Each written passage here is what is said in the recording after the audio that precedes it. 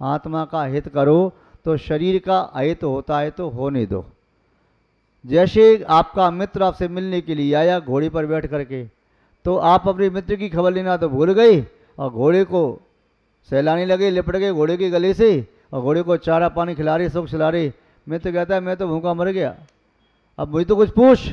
अरे पहले ये बता तू कैसे आया? बोले घोड़े के माध्यम से आया। घोड़े के माध्यम से आया ना, तो घोड़े की सेवा फिर लग गया, नहला रहा है धुला रहा है।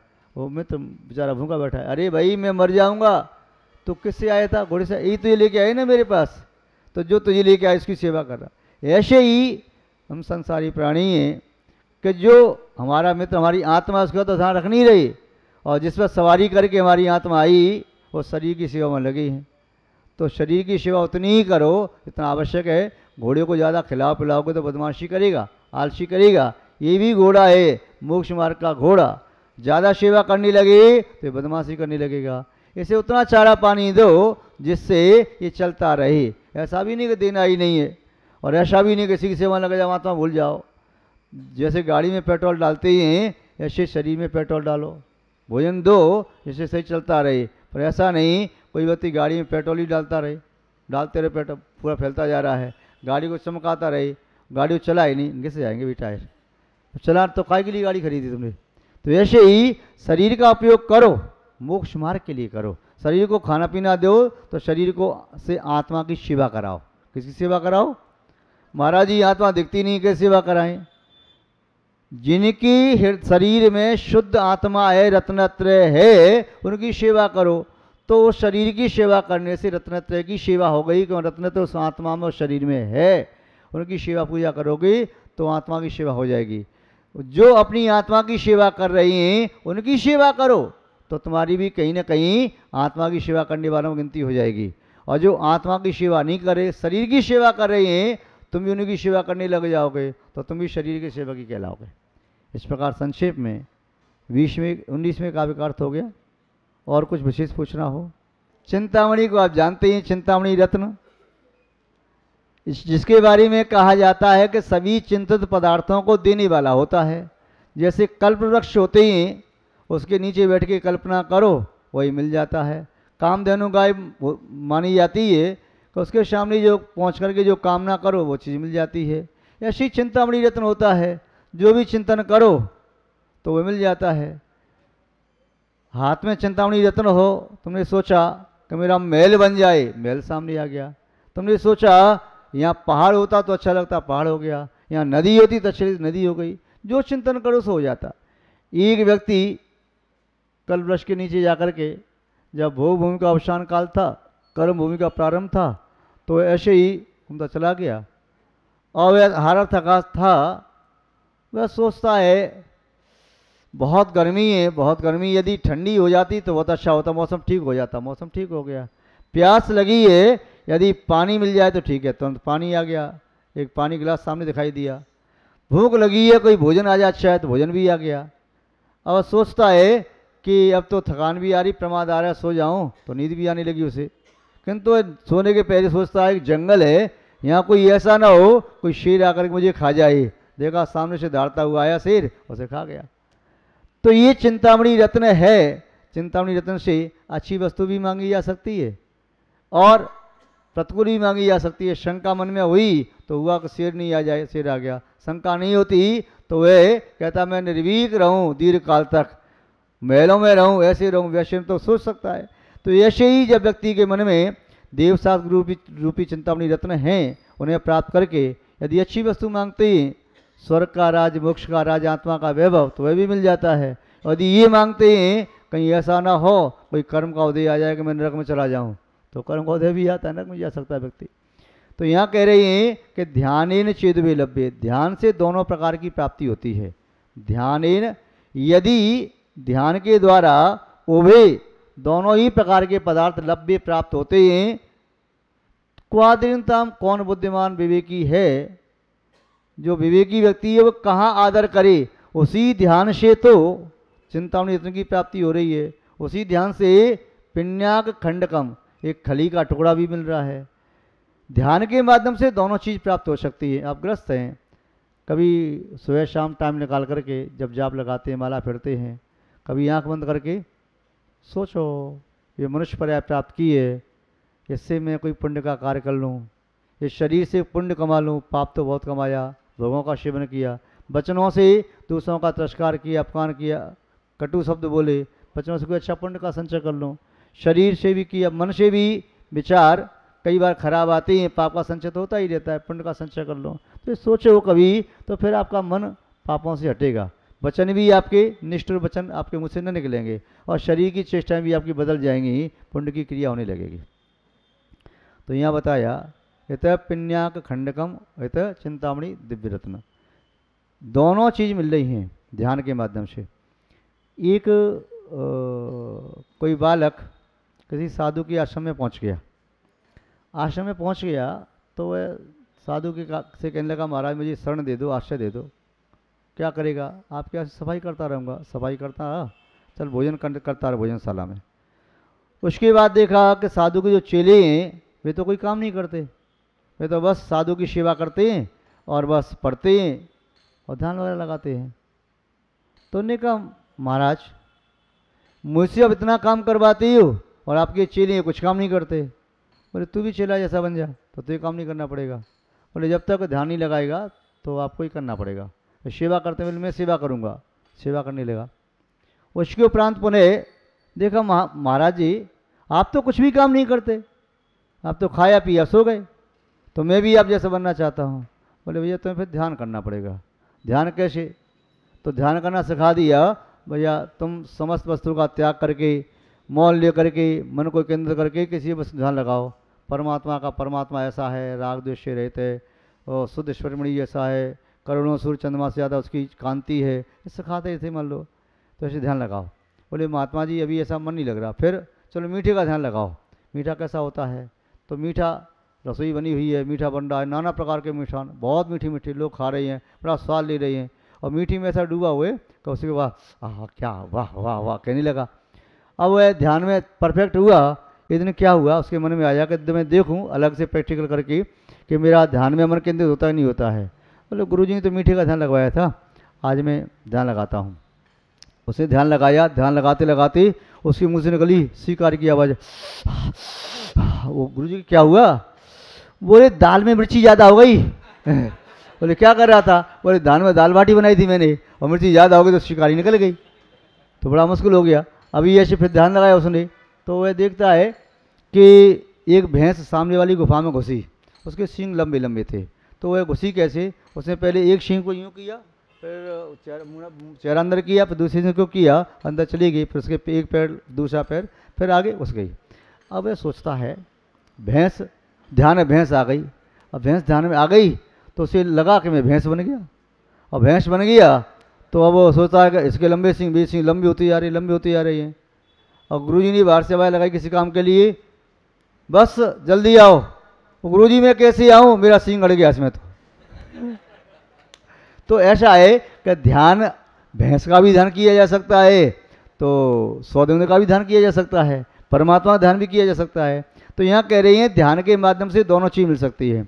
दो अच्छे ध्यान हैं, दो बुरे ध्यान हैं। आर्त ध्यान, रौद्र ध्यान बुरे ध्यान हो गए, शुक्ल ध्यान और धर्म ध्यान अच्छे ध्यान हो गए। अब तुम देख लो, दो अच्छे ध्यान करना चाहती हो, धर्म ध्यान स्वर्ग का कारण है और शुक्ल ध्यान मोक्ष का कारण है, आर्त ध्यान त्रंचगति का कारण है, रौद्र ध्यान नरक का कारण है। और तुम कहाँ जाना चाहते हो?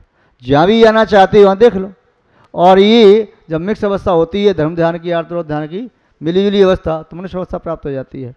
तो ध्यान के माध्यम से जब दोनों वस्तुएं मिल सकती हैं, संसार भी मिल सकता है और मोक्ष भी मिल सकता है, तो सज्जन व्यक्ति, भले आदमी किस चीज में आदर करें, किस चीज को स्वीकार करें, किसके लिए अपना मन लगाएं।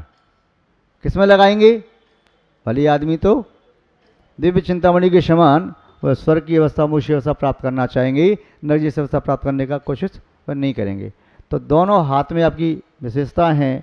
एक हाथ में आपके वरदान है, दूसरा अभिशाप है। अब यदि इस हाथ को आपने स्वीकार कर लिया, भोग सामग्री ले ली तो संसार में गए, और योग सामग्री ले ली तो मोक्ष मार्ग में बढ़ गए। अब देख लो, जैसा भी चाहो रास्ता दोनों आपके सामने ही, एक संसार की ओर जा रहा है, ये मोक्ष की ओर जा रहा है, चलने वाली आप हैं। तो यहाँ बताया कि तेज चिंतामणि दिव्य, एक और तो चिंतामणि रत्न है, धर्म ध्यान चिंतामणि रत्न की तरह से है, सम्यक दर्शन चिंतामणि रत्न की तरह से, सम्यक ज्ञान चिंतामणि रत्न की तरह से, सम्यक चार चिंतामणि रत्न, सम्यक तप चिंतामणि रत्न से, भक्ति वैराग्य ये सब चिंतामणि रत्न की तरह से। दूसरी ओर क्रोध मान माया लोभ विषय कसा ये सब क्या है? पिन्याक खंडकम, खली के टुकड़े की तरह से। खली का टुकड़ा ही क्यों कहा? शिवकोटि महाराज ने भी एक अच्छा दिया। आपको आचार्य समतोष स्वामी के बारे में तो मालूम है, छत्तीस राजकुमार थे तमिलनाडु के उदयपुर जिले के। उनका बचपन का नाम था शांति वर्मा। बाल्यावस्था में ही उन्होंने दीक्षा ले ली। दीक्षा लेकर के गहन अध्ययन किया। यद्यपि 36 राजकुमार होते हैं, अध्ययन वगैरह मन उनका कम लगता है, किंतु बचपन से जैसे ढालना चाहो ढलते, क्योंकि वहाँ पर तो वो तलवार और कटारी की बातें, बस मार काट की बातें समझ में ज़्यादा आती हैं। ये बनिया वाली विद्या समझ में नहीं आती, या वे शुद्धि उद्धि क्रियाकांड समझ में नहीं आता। फिर भी वैराग हुआ, दीक्षा ले ली। राज्य स्वीकार नहीं किया, पुनः कर्म के उद्देश्य उपसर्ग आ गया, भस्म व्याधि रोग हो गया। उन्होंने दीक्षा गुरु से कहा समाधि दे दो, उन्होंने कहा समाधि नहीं, रोग को ठीक करो, चाहे एक सीढ़ी नीचे उतर के आ जाओ। तो उन्होंने पद को गुरु आज्ञा से छोड़ करके अन्य बीज धारण किया, रोग को ठीक किया। और फिर आप वो बनारस में पहुँचे, शिवकोटि राजा राज करता था। तो उन्होंने कहा शिव जी भूखे हैं, तुम भोग नहीं लगवाते, तो वह सब वो खा जाते। बाद में रोग ठीक हो गया तो भोग बचने नहीं लगा। फिर जब किसी व्यक्ति ने पता लगाया कि भोग बचता कैसे, पहले पुजारी भगा दिए, तो देखा कि ये तो भोग को स्वयं खा जाता है और बचता तो खिसका देता है और पिंडी पैर रखे सो जाता है। तो फिर राजा ने कहा तुम्हारे भगवान की अभिनय करते हो, नमस्कार करो। तो नमस्कार ये पिंडी न झेल पाएगी, बंधवा दिया। फिर जब सपने में चक्रेश्वरी देवी ने दर्शन दिए, कहा तुम चिंता न करो, जिन शासन की तुम्हारे माध्यम से प्रभावना होगी, बहुत प्रभावना होगी, तुम वर्तमान काल के तीर्थंकरवत प्रभावक एक आचार्य हो। उसने प्रातःकाल शिव सूत्र का उन्होंने पाठ किया, लिखा, और चंद्र प्रभु भगवान की मूर्ति प्रकट हुई। क्योंकि वह चक्रेश्वरी जो नहीं ज्वालामालिनी, तो ज्वालामालिनी प्रकट हुई थी जो भगवान चंद्र प्रभु की अधिष्ठात्री। और ये ज्वालामालिनी पूर्व भव में समंतभद्र स्वामी की माँ थी। कौन थी? समंतभद्र का जीव जो था वह ज्वालामालिनी का पूर्व भव की बेटा था। तो अवधिगण से जान लिया कि मेरा ये बेटा आज समंत बना है, तो जिन शासन की प्रभावना करने के लिए उन्हें चमत्कार दिखाया। जब चमत्कार दिखा तो राजा नतमस्तक हो गया और पुनः दीक्षा के लिए। तो उन्होंने कहा मैं अभी नहीं दीक्षा दे सकता। अपने गुरु के पास गए, गुरु से पुनः दीक्षा ली। फिर शिवकोटि से कहा, उन्होंने कहा मुझे दीक्षा दे दो। बोले तुम्हारे सिर पर अभी भार है, तुमने शिव जी के 1 करोड़ मंदिर बनवाए हैं, उनका स्वामित्व तुम्हारे सिर पर है, उसे छोड़ करके आओ तो तुम्हें दीक्षा मिलेगी। तो बोले दोपहर का समय, नंगे पैर शिवकोटि राज चला जा रहा था, सिर पर मुकुट भी लगा, वस्त्र आभूषण पहने, किंतु ये लगा था कहीं मैं लौट के आ पाया नहीं आ पाया, मृत्यु हो गई तो दीक्षा नहीं ले पाऊंगा। अब ये कल्याण करना, एक एक क्षण बड़ा कीमती उनके लिए। तो रास्ते में जा रहे उधर से एक तेली आ रहा था, तो वह अपने राजा को ऐसे देख करके नंगे पैर चलता हुआ देख करके बड़ी चिंतातुर वो पूछता है महाराज क्या बात है? प्रणाम किया। महाराज मुस्कुराए, भाई तू मेरी अरे पूछ क्या करेगा? महाराज कई बार चूहा भी शेर के काम आ जाता है, क्षमा करें महाराज, हो सकता है आपको कोई शरीर कष्ट है, मैं औषधि ले जाऊंगा, से आपकी सेवा करूंगा, आप विश्राम करो, वृक्ष के नीचे बैठो यहाँ पर। वो शिवकोटि को अच्छा लगा कि ठीक है, हाँ महाराज आपका कष्ट यदि मैं दूर कर सकूं, बताओ क्या आपके मन में चिंता है, क्या विकल्प है? बोली विकल्प यही है, मैं अब कल्याण करना चाहता, दीक्षा लेना चाहता। जिस समय से समंतभद्र ने वो दिखाया चमत्कार अपना, और मुझे समझ में आ गया सत्य धर्म वास्तव में जैन धर्म है, मैं मुनि दीक्षा लेना चाहता। हमारे फिर क्या बात है महाराज, अब राज्य को छोड़ करके, राज्य का भार तो आपने सौंप ही दिया अपने पुत्र को, आप दीक्षा ले लो। बोले अभी मेरे सिर पर 1 करोड़ जो मंदिरों का जो भार है वह मैंने नहीं सौंपा, उसको नहीं दिया। महाराज उसको सौंप दो, उसको बेच दो, कोई लेने वाला तो नहीं है। महाराज जब देने वाला दे तो लेने वाला कोई ना कोई हो ही जाएगा, और लेने वाला लेना चाहे तो फिर देने वाले से ले भी लेता है। खरीदार आए और बेचने वाला नहीं बेचे तब तो एक बार वह सहम जाए कि भैया बेच ही नहीं रहा है, और इस बेचने को मुंह खोले भाई तू जो मांगना सो मांग ले, तो वह लेने वाले को यदि चाहे 100 रुपये की वस्तु 1 लाख में मिले तब भी वह लेना ही है तो लेके रहेगा। और देने वाला दे ही रहा है और लेने वाला व्यक्ति सामने से आए जो देना है ना तो बेच दे, देने वाला जो दे उसमें बेच दे। तो कोई लेने वाला हो तो सही, बोले मैं हूं तो सही। शिवकोटि हंसे मुस्कुराए कि देखो क्या समझ, देखो ये मुझसे कह रहा है कि मैं शिव जी के मंदिर को सब खरीद लूँगा, ठीक है मैं बेचना चाहता हूँ, बता कितने मिलेगा। उसके सिर पर टोकरी रखी थी, जो पिन्याक खंड खली के टुकड़े उसमें रखे थे। एक टुकड़ा छोटा सा उठाया, लगा बड़ा है, फिर तोड़ा नहीं बड़ा है, फिर और तोड़ा। इतने से टुकड़े में दोगे तो सौदा पक्का।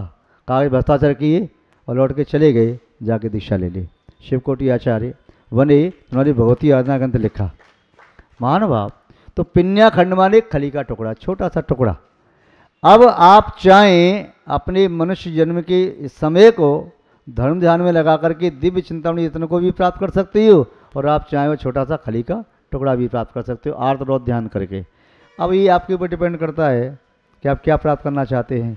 आचार्य भोजन दोनों बात कह दी।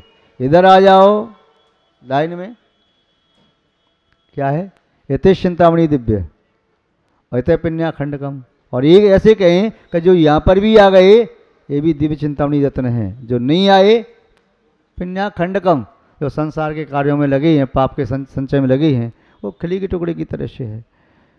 ध्यान ही निचेदुवे लब्बे, हमारे ध्यान से, चिंतन से, भक्ति से, पूजा से, पाठ से, या हमारी क्रियाकलाप से जब दोनों चीज़ें प्राप्त हो सकती हैं तो विवेकी जन कहाँ आदर करें, किसमें आदर करें। विवेकी जनों को आदर कहाँ करना चाहिए, चिंतामणि यत्न में करना चाहिए, धर्म ध्यान में करना चाहिए, आत्म कल्याण के मार्ग में ही करना चाहिए। इस प्रकार संक्षेप में इसका अर्थ हुआ। विस्तार से देखने की और आवश्यकता होगी तो